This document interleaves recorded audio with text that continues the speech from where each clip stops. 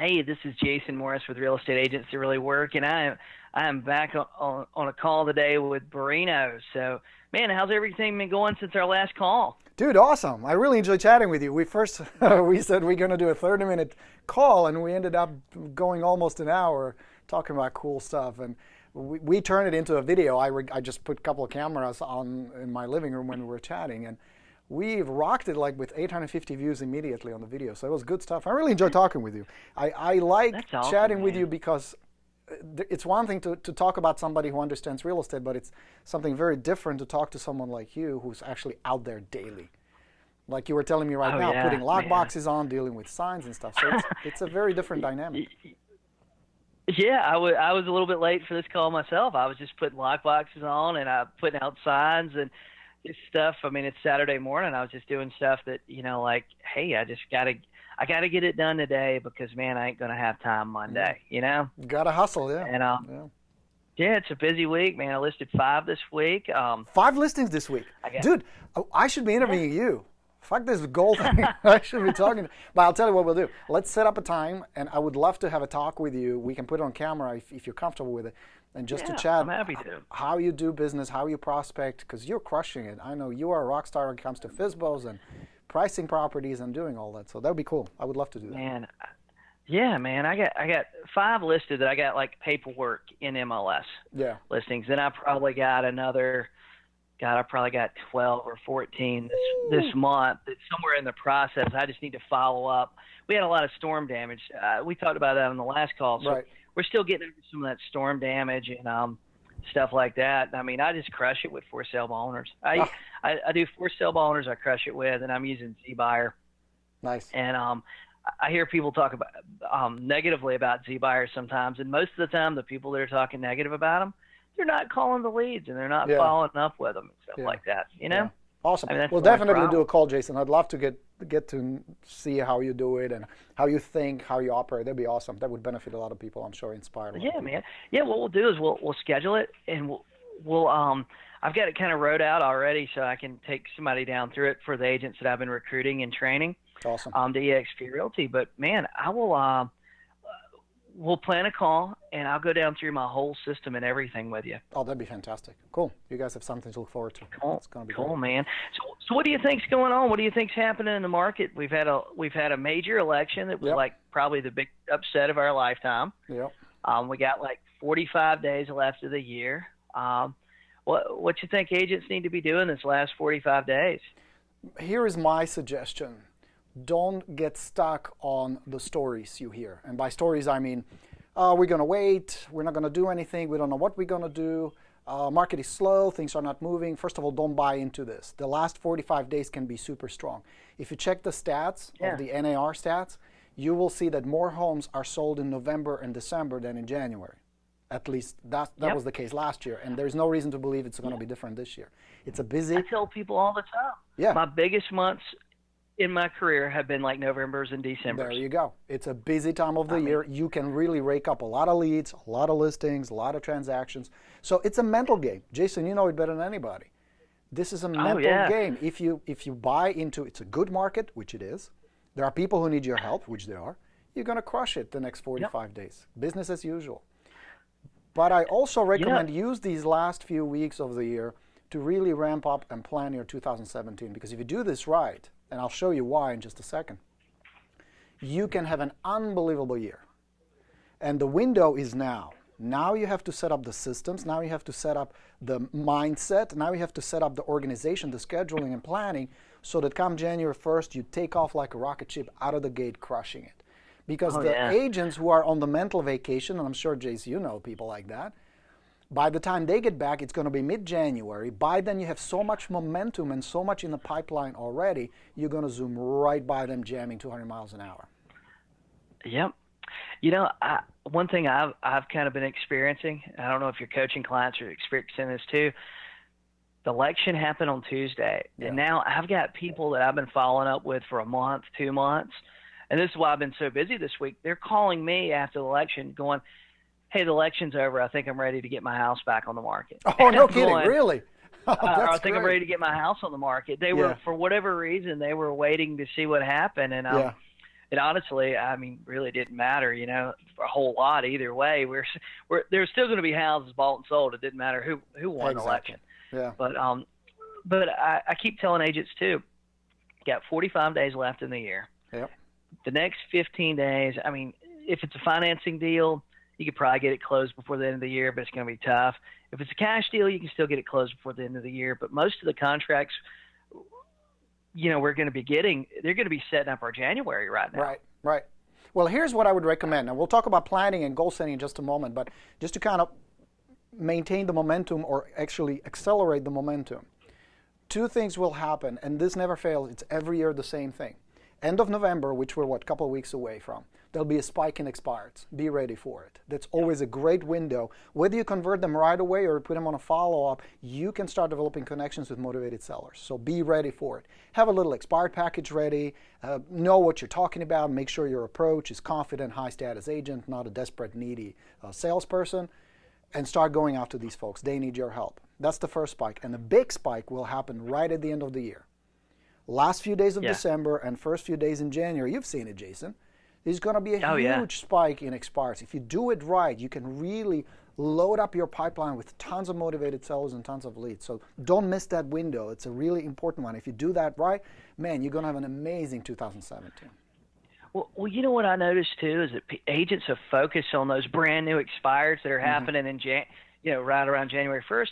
They forget about all the other good expires that happen the rest of December, Exactly. So like your competition quits following up with the guy that, expired December 15th, right there around Christmas, Yeah, so that would be the first pool. There's the second a lot of pool opportunities there. I would recommend is some people will be stuck on this whole, we're not going to do anything until the holidays are over. And that's cool because there's only so much you can do or say to the point where if you push too much, you're going to alienate them. You're going to seem too desperate or too arrogant, too aggressive. So what you can do is start setting up appointments for January. I mean, my dentist does it. They set up appointments 6 weeks, 8 weeks in advance. Why not you? Do the same thing. So if somebody says, we'll wait till the holidays are over, awesome. Let me check my calendar. How about January 18th? Let's meet at 4:45 in my office. We'll sit down for half an hour and we'll talk. Boom, done. And then you just follow up with them and remind them. Yeah, you're right.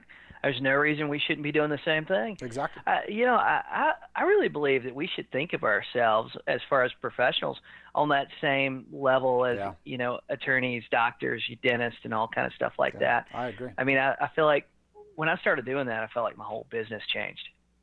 I mean, when I started taking my business as serious as they do. Yeah. I mean, we're not saving lives, but we're dealing with the biggest financial decision most people will ever make. I agree, and it is a big deal. Real estate, being a good real estate agent, helpful. And we're not talking salespeople, regardless of the income. We're talking people like Jason and people like you guys, many of you, my students, and many of the followers of the real estate agent that really work.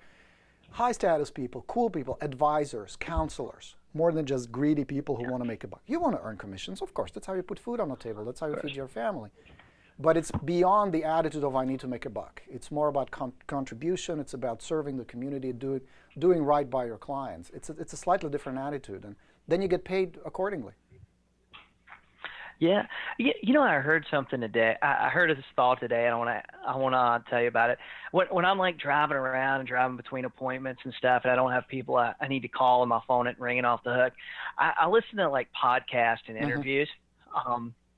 I was listening to one today that was Seth Godin, and Seth was talking about real estate. It's something he done for Inman. I think he done it this year or last year. It was like a little 20-minute interview he did, and he was talking about real estate agents, and he said that the thing that real estate brokers used to broker is they used to broker information, information about the area, and they used to broker basically trust. And basically all the information is available online, but now the thing we're actually brokering is we're not necessarily brokering houses, we're actually brokering people's trust. And that's what they're looking for. So true. Yeah. And I heard that this morning. That's kind of stuck with me all day. It's interesting. How they're brokering trust. I mean, you work a lot of FSBOs. National Association of Realtors has been tracking it for, I think, 20 last years. The number of transactions versus number of FSBOs closed is dropping steadily every single year. They started about 14% transactions were FSBOs back in, I think, 2005. Today, it's 8%. It's half.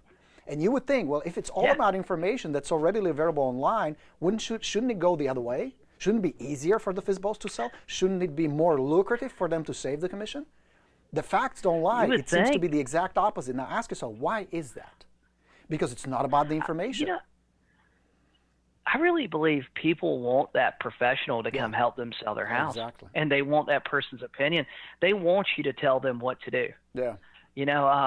I think agents miss the boat. I've heard agents, I've listened to them in the office, I've heard them on the phone and stuff, and they're talking to their clients, and they're going, oh, well, what do you think? Yeah. What do you want to do? And the thing is, I never hardly ask my clients, hey, what do you want to do? Yeah. I tell them what I want them. I tell them what I want them to do. Sure. I mean, if they have a goal, if they have a desire, then you're the guide on that journey. That would be like going to a dentist and telling the dentist which tools to use. You would never do that. Yeah. That would be ridiculous. Yeah, you'd never do that. Yeah. I mean, if they already knew what to do, they wouldn't need you. Right. You wouldn't be sitting in their living room. Right. I mean, and they definitely would not be paying you thousands of dollars. Exactly. Base it on a conversation, of course. Base it on their feedback. But you're the guy. They look up to you. They need your confident guidance. That's brilliant. That's a really good insight. I like that a lot. Yeah. Yeah, I like that, man. That's really stuck with me. So, what in 2007? What do you think is going to happen with the real estate market? Well, that's a really good question. 2017, not 2007. 2017. Yeah.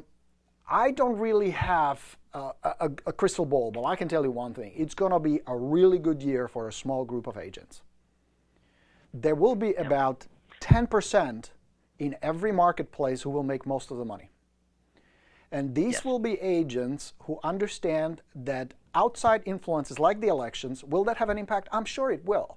And I'm sure it will have a ripple effect throughout the markets. But agents who have three things in place: good systems, good mental attitude, and who take consistent action that's planned well, and we're going to talk about how to plan in just a second. I'll give you a couple of tips that may help you, will crush it next year. Because there will be people out there who, regardless of the market, regardless of the prices, regardless of the circumstances, need to buy or sell. And these people will be actively seeking through means, which is great that we have these tools now, because they can now seek the high status advisors, not the sales schleps, not anymore. These are people who know what they're doing. These are people who know how to help clients, how to put deals together, and how to get the job done. Those will be those who will crush it in 2017. That's my prediction. I agree. It's going to be a really good year for many agents. However, you're going to see a huge dropout as well. There'll be a huge wave of agents who simply either are not willing to do the work, like you. Saturday morning, you have obligations. You got to jam out there and work lockbox. Do what it takes to do the deal, to help the clients. And if it means I got to work early, I got to work late, got to work on weekends, so be it. But if you hustle and if you combine it with good systems, you're going to clean up. Borino, I'm looking at my calendar today. Yeah. I mean, this is my plan after I finish this call with you. I'm looking at my calendar. I've been asking my girlfriend all week, hey, what are we doing for Thanksgiving? I mean, I've been asking her this for 2 months, and she didn't know, and I didn't know. What are we doing for Thanksgiving? What are we doing for Christmas? She was telling me I want to have a Christmas party. When are we going to do that? What day? I need to know because, man, other than those like holiday days where we're going to spend a day or two here and there with like family and friends, man, I'm going to work every single day between now and January 1st. That is awesome. But let me ask you this, Jason. How much money will you make between today and the end of the year? Now, you don't have to give me the dollar amount, but is it going to be good? It's going to be good, yeah, right? It's going to be good, man. I mean, it's going to be really good. I mean, yeah, I mean. So my point is, if you put in the effort, you're going to get rewarded. That's how it works. Now, the choice you're making here is work long hours, work weekends, get paid well, or have some shitty job 9 to 5, answer some idiot boss, work on projects you don't care about, just to hope and pray that the weekend is here so you can enjoy 2 days. What's better? Jason, if he hustles 5 years from now, says, you know what, I'm done. This was great. Thank you for the ride. I have plenty of money, plenty of investment properties or whatever. I'm ready to retire or do something else. If he wants to stay in real estate, he can. Not because he has to, because he wants to. That's the freedom I'm talking about. The price he's paying right now is hustling Saturdays, hustling Sundays, putting up with rejection, doing what most of the people are not willing to do. True or false? That's true, man. I'll tell you, last year in the spring, I think it was in February, March last year. Anyway, I went on a cruise. Yeah. And I had internet access I didn't have phone service, but I had internet access. I had so many listings. While I was on the cruise, I actually sold 3 properties. I got 3 contracts accepted while I was on the boat out in the Caribbean somewhere. And I mean, that's my plan right now. Everybody else in the world, everybody else in the real estate industry is taking off. I mean, nobody worked last week because they were all upset about the election, or they were all excited about the election. Yeah. Nobody's going to really work this coming week and the next week because they're all getting ready for Thanksgiving and they think things are slowing down. And then Thanksgiving to Christmas, nobody's going to work. Yeah. Except for me. And I want to list as many properties as I can. I mean, I really want to get my inventory up to 100 listings personally. God, I'm so glad I don't work in Jason's market. Aren't you glad to have a competitor who's this hungry? Shit. You know, man, I mean, I'm not going to hit 100 by the end of the year. I mean, right now I got like 30.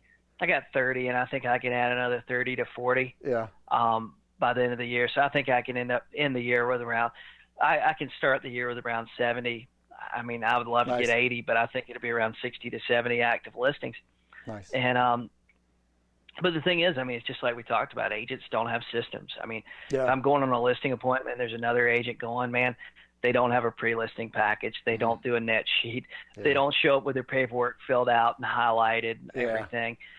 They don't, I mean, they literally, they show up and they basically show up and say, hey, what do you want to do? And they hang out for 2 hours and leave with nothing signed. I tell you why I have a big problem with that, Jason. It is so arrogant to come so unprepared and expect the seller to say, sure, I'll pay you $6,000. Absolutely.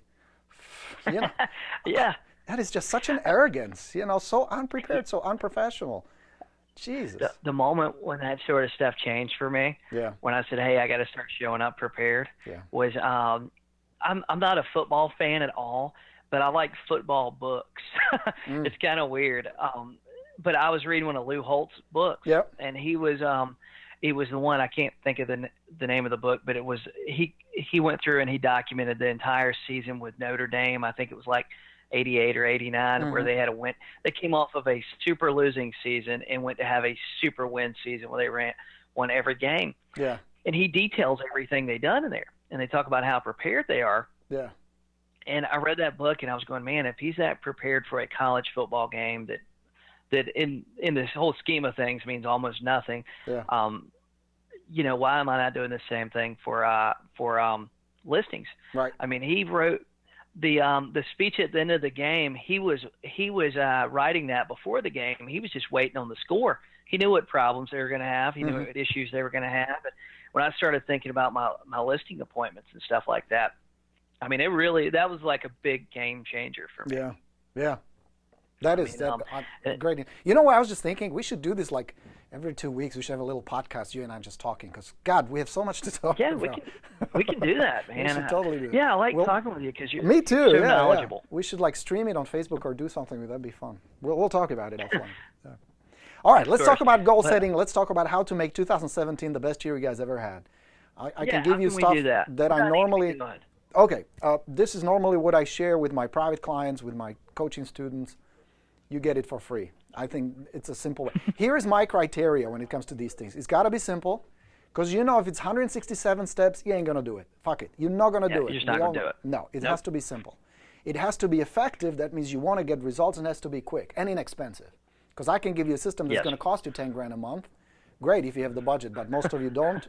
You know. Most of us can't afford it. Right, or you don't want to invest that much money, and that's smart too. I have no problem with it. So it's going to be simple, quick, easy to follow, and inexpensive. Cool? Yeah? That's cool, So what I'm going to do, Jace, you can't see it because you're on the phone, but I'm running the camera, so I'm going to write some stuff on the board. You guys will be able to see it, and if you want to post it in your group as well, that would be awesome. Yeah, I do. But here's how I break it down. I start with my big why. Why in the world are you going to get up at 5 in the morning if that's what it takes? Why are you going to put up with all the rejection? Why are you willing to do the long hours and work the grind? What's in it for you? And it's not about the dollars. Forget the money. The money is just a vehicle that will get you to the freedom. So what I always suggest, start with what's in it for you. What kind of freedom do you want, and what do you want to get out of it, whether it's a nice new Festina watch or a Gucci bag or a new Benz or a house on the water, or like talking about a cruise. My wife really wants to go. We got to go. So I'm going to get some tips from you later where to go. So start with that, because that's going to give you the fuel to help you plow through the days where it's going to suck, where people will be rude to you, where you're going to lose a listing and deals going to blow up, you need to fill up on that juice. So start with that. And I know this is kind of like Tony Robbins' rah-rah goals. It's more than that. Because like Jason was saying, you have the freedom. You cannot walk into a boss's office and ask for a $50,000 raise, $100,000 raise. The security would haul your ass right out of there. Yeah, right? They look at you like you're stupid. Yeah, exactly. Oh, dangerous, derailed. What do you mean 100,000 raise? But you can do that in real estate. You can completely, and I'll show you a 4-step plan that I use with almost every single one of my clients that if you follow, I guarantee you will get you there. It's really not that complicated. Now, word of caution, when I say it's not complicated, I don't mean it's easy. It's not. You know, add $100,000 gross commissions to your income, and you only need to add, what's that, $300,000 a month? Right. Right. In gross sales? Yeah. I mean, we're not talking about, most markets we're only talking about 1 or 2 sales. Yeah. And some markets we're only talking about one extra sale every other month or every quarter. Totally. But be careful, because if you say, well, my goal for next year is 150,000, you're fucked. That's not a good goal. Yeah. Because if you take the taxes out, if you take out your business expenses, you're left with a measly, $5,000 a month? And this grind and this work for $5,000 a month, you're going to be broke. That ain't worth it. Yeah. So going back to this, start with a big why. What's in it? And be very specific, be very excited, not pay the bills. Yes, bills need to be paid, but that doesn't have the juice. Find something that really matters to you, whether it's altruistic, whether it's travel, whether it's family, whether it's cool stuff. Nothing wrong with stuff. I like cool stuff too. I like toys. So give yourself the permission to dream and architect it the way you want in the next 12 months. Start there. And then you're going to figure out, okay, to get there, it's going to take, let's say, 200,000 for the sake of easy math. I will need to earn 200,000 in gross commission to reach that goal. Now, you need to ask yourself, how many deals do I need to close to get there? What would it be for you, Jason? If you said, I know that would be like, dude, I would be taking a pay cut, 200,000. For me, like a lot of it's about transactions now more than it is about the actual money from the transactions. Sure. I mean, I want the money. But see, in my market, man, it's cheap to live here. I can make $200,000 a year and really do anything I want to. Right. But my goal for 2017 is I want to get to 200 transactions. Okay, and that would bring you what, $1 million? Would it be around $1 million or so? 200 transactions in my market would net me after everything a little over $500,000. $500,000. Okay. That's like net after everything. So for this, because I'm not very good at math, I'm going to stay with my 200,000. But the formula is the same. The steps are the same. You just plug in your numbers. And for those of you guys watching it or listening to this, it's the same. The principles are the same. The formula is the same. The roadmap is the same. You just plug in whatever it is for you. But so that it's easy, let's say your average commission is $10,000. Okay, so that means I need to close 20 transactions in the next 12 months to get to my goal, to finance my ideal lifestyle. Now I'm going to start breaking it down. 20 transactions closed, that means I need to take 20 listings. Okay? So that means I need to do, give or take, what about 2 listings a month, something like that, am I right? Between 1 and 2 listings a month. Okay? Because my listings, not all of them will sell, but some of them I'll double end, some buyers will be my sellers moving up. So I will end up about the same. So that's my target now, 2 listings a month. And now I know if I'm on track, I got to have my 2 listings every month or more. The second piece to this is how many appointments do I need to go on to get my 20 listings? And that's going to vary. Rock star like Jason, you do probably what, 80, 90%, maybe 100% of the appointments? Oh, yeah, man. I rarely lose one. I rarely don't get one that I go to. But what I tell people is I've been doing this for 13 years, though. Yeah. So let's say some of you maybe are not as great presenters and rock stars like Jason. So let's say you're going to need double that. Your closing ratio is 50%. Yeah. And that's fine. If you've been in the business 1, 2, 3 years, it's fine. That's about right. So you're going to need 40 appointments. That's a good number. Yeah. So 40 appointments, let me figure this out, divided by 12. So that's 5 appointments, 4.8, 5 appointments a month. So about every week you work, you need to have at least 1 listing appointment. Okay? Yep. So now you know, if this month I don't have my 5 listing appointments scheduled, something is off track. So the last piece is leads, because the connection is simple. Leads generate appointments, appointments generate listings, listings generate sales, sales generate lifestyle. You're right. That's really the whole thing. So how many leads will it take? Now, again, you probably don't know the exact number. Someone like Jason, who's been at it for 13 years, tracks it. But you should too, by the way. These metrics you should absolutely know. It's just like driving. You need to know. So let's say if I need to get 40 appointments, and let's say I need new agents do about 1 out of 10, good agents do about 1 out of 5. So let's say you're in the middle. You need 8 leads to get an appointment. So that means you need to generate 320 leads in the next 12 months. 320 divided 12. About a lead a day. It's about, it's 26 leads a month, about a lead a day. 1 to 2 leads a day. And that's it. And suddenly this huge plan is broken down to just 2 leads a day. 2 leads that you put on your follow-up, or you set an appointment, or you work with every single day you work. That's the whole secret. And that's the whole plan. So when you're organizing your day, when you're planning your day, you know the number one priority tomorrow is I need to do what it takes to get my 2 leads. That's it. Yep. That's it. And there's so many ways you get leads too. I tell agents this all the time, man. Yeah. God, Craigslist is free. Sure. Going through the Facebook groups is free. Sure. Facebook ads are extremely cheap. Even if you're paying, I've heard people talk about paying $7-8 for a seller lead off Facebook. But even if you're paying $15 for a lead off Facebook, or $20 for a lead off Facebook, your return on investment is insane. Right. I totally agree. I did a coaching session for those of you guys who are members of my listing university. There are 42 ways you can generate seller leads. And I've broken it down one by one. Some are active methods, some are passive methods. But be selective. But here's how I would measure it, Jason. I'm sure you see this too. Well, I don't like cold calling, or I don't like calling expireds. And we talked about it in our last call. Nobody gives a shit how you feel, what you like, what you don't like. You as a business owner have the responsibility to create profit and help people.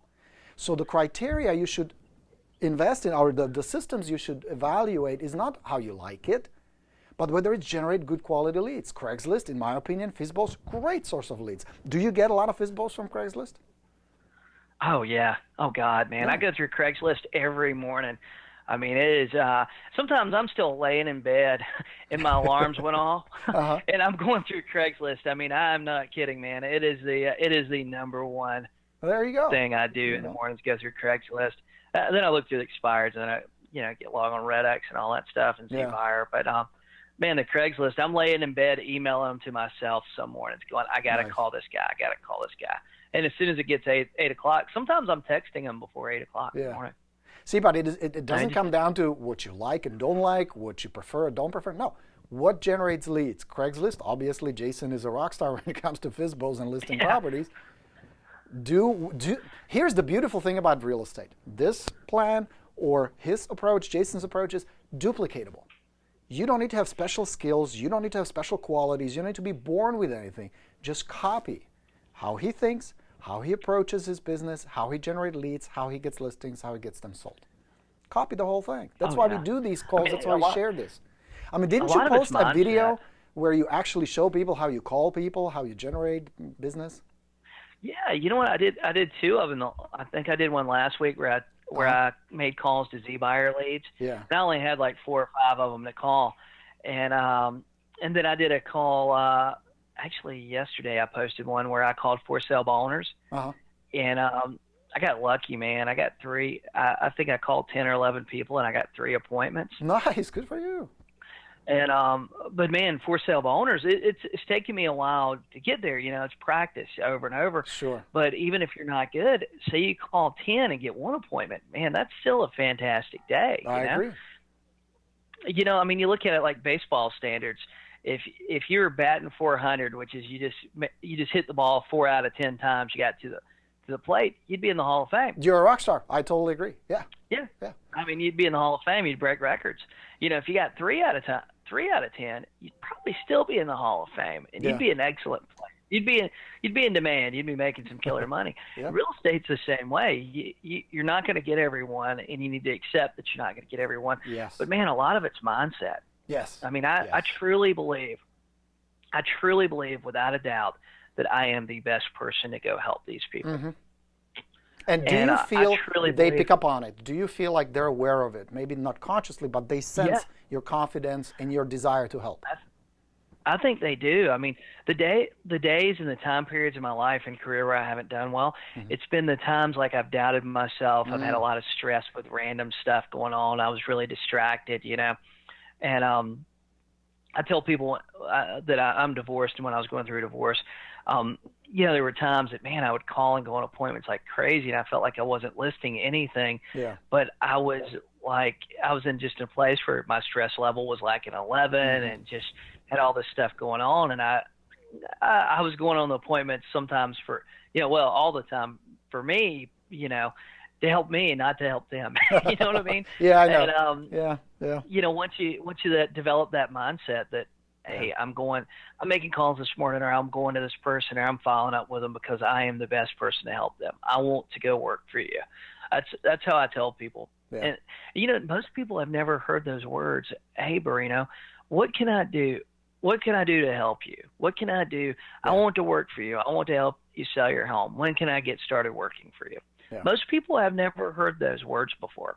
So I think they're really powerful too. I agree. Wow. Yeah. Yeah.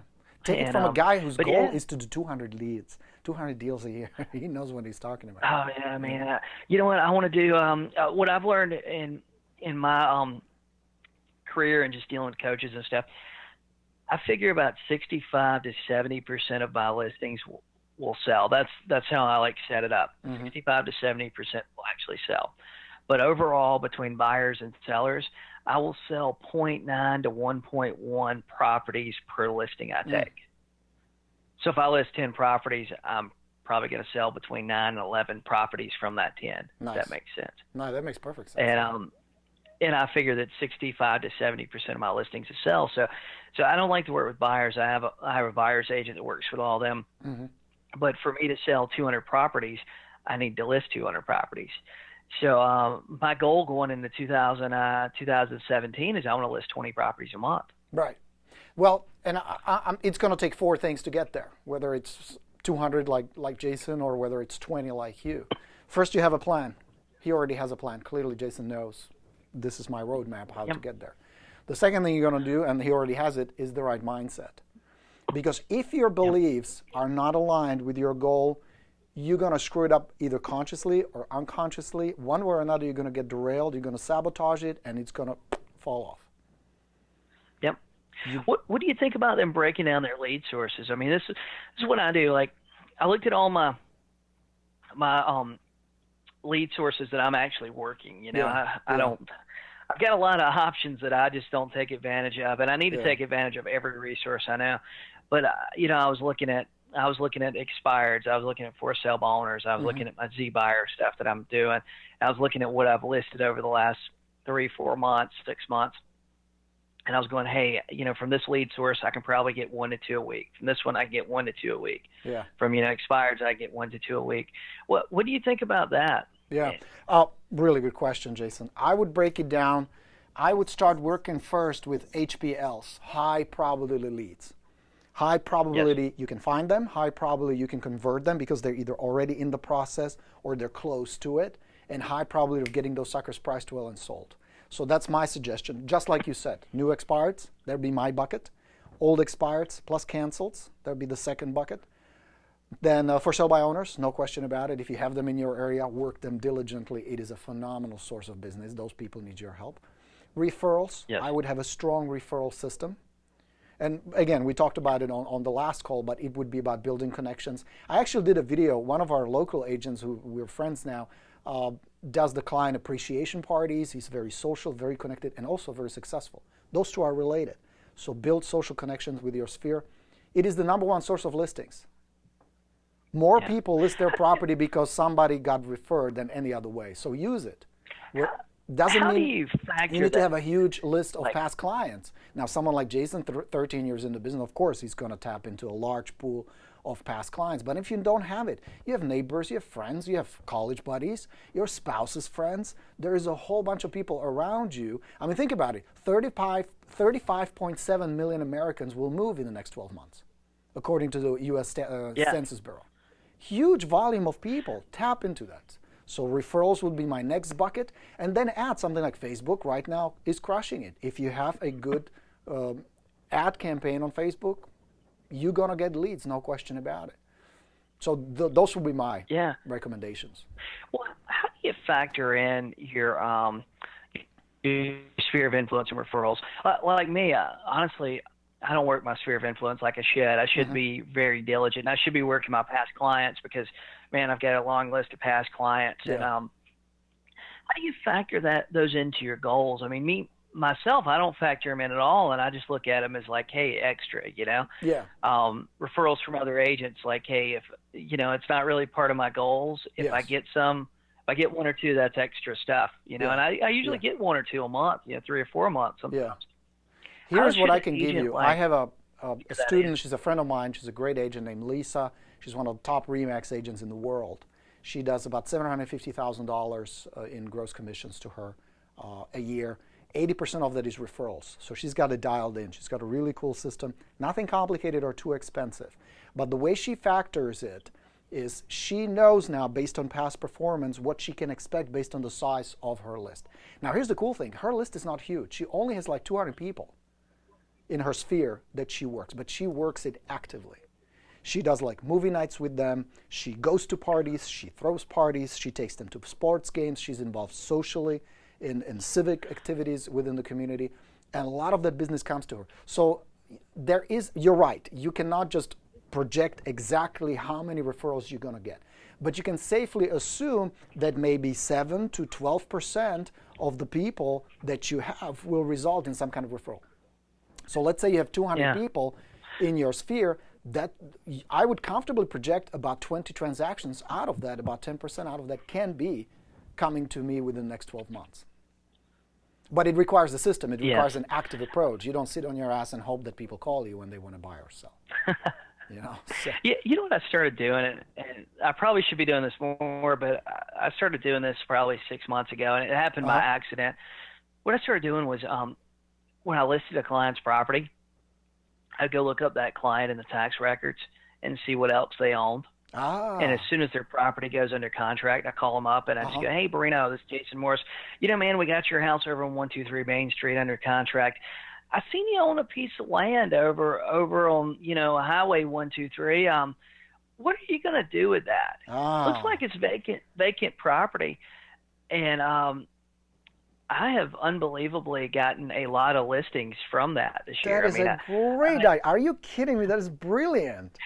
I love that. I did an accident one time. I listed this guy's house, and I was looking at, I need to verify the tax map number, and I couldn't find it by the address, so I searched by name, and I was going, oh, shit, he owns like 3 or 4 properties. And as soon as we got that house under contract, man, I called him. He had an 8-acre tract of land. I called him up and said, hey, what are you going to do with this tract of land?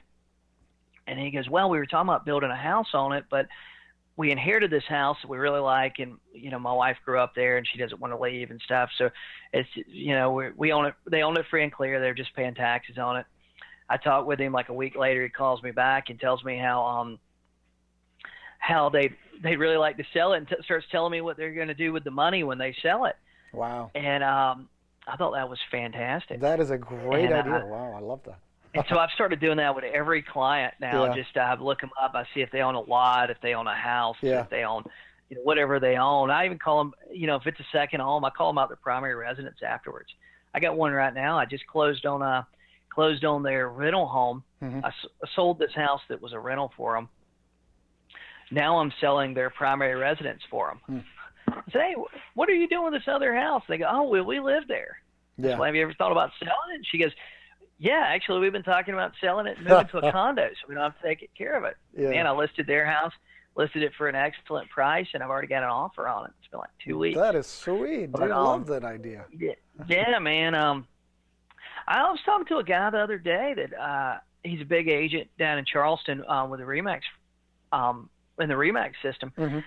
He told me that he was looking at these communities with high concentrations of rentals in them, and just pulling up the whole community taxes. And he was looking for the guy that, you know, the guy that owned like 5 units there, the guy that owned like 7 units there, and just calling him up and going, hey, I see you own a lot of rental property. You're looking at buying more.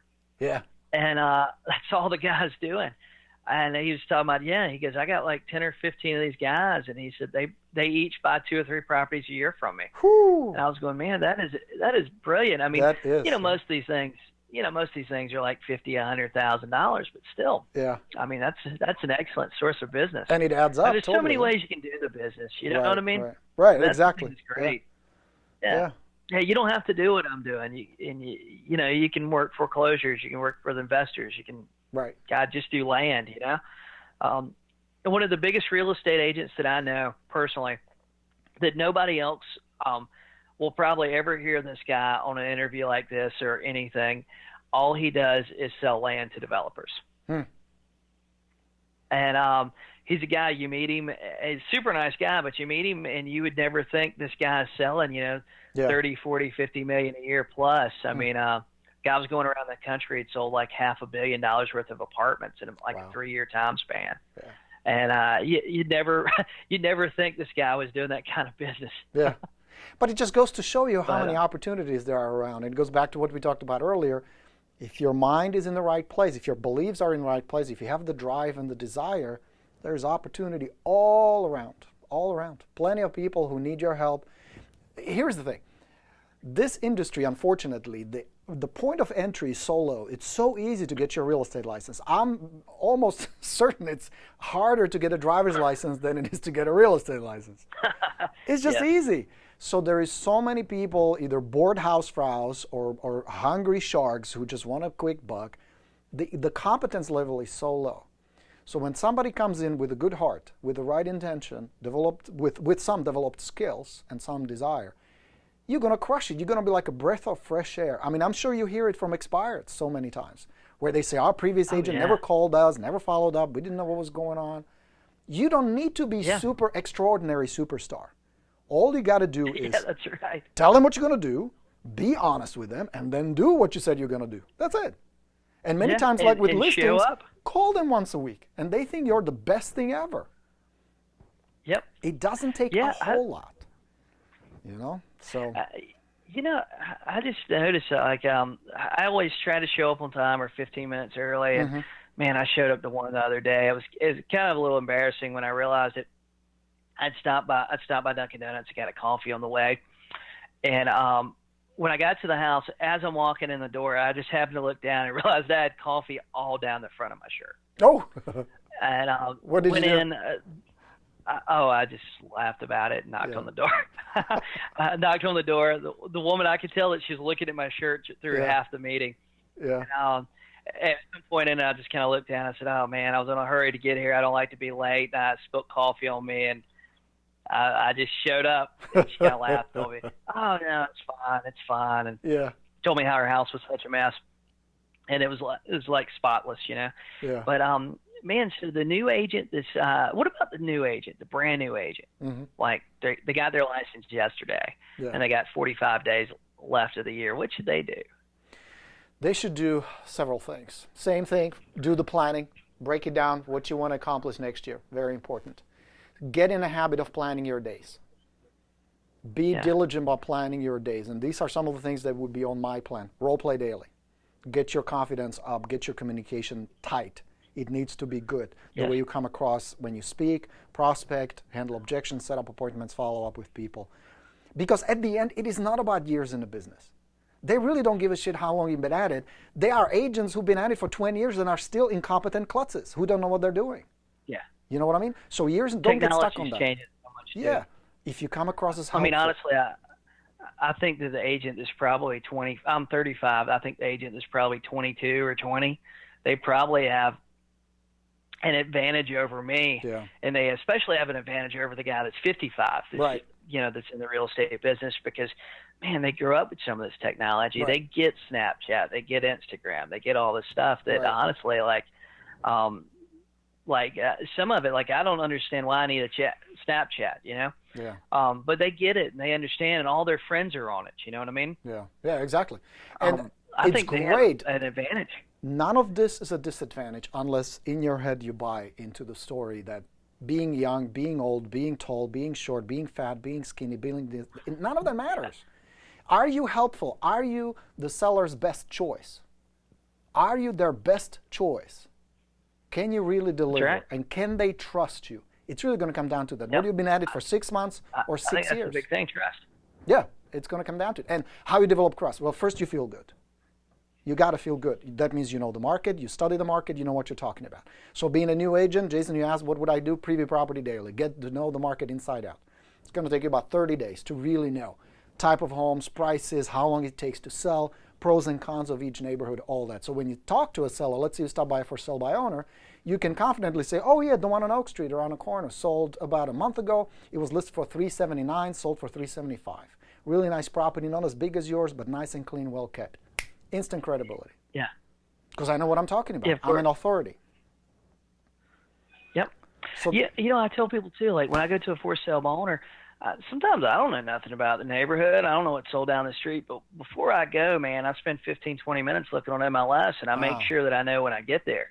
That's a smart idea. I like it. Lots of times I'll print them out, and I'll make notes directly on the listing. Mm-hmm. Hey, this one had a sunroom. This one had a tiny backyard. This house was in bad shape. Yeah.